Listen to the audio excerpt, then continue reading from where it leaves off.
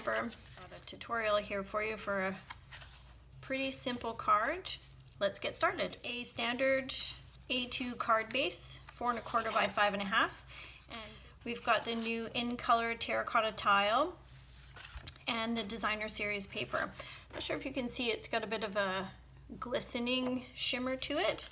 So basically we're going to layer these and put our sentiment on.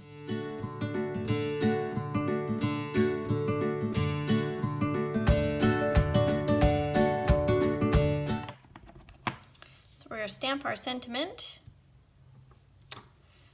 terracotta tile, terracotta paper. I'm going to use garden green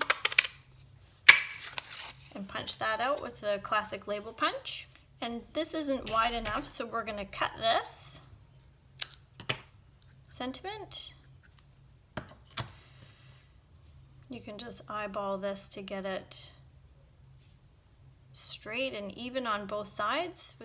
Okay, so what we're going to do is we're going to cut this in half, this dimensional, so that it can go back on the back of the sentiment strip. And we're going to place it on top of the ribbon. And that's it.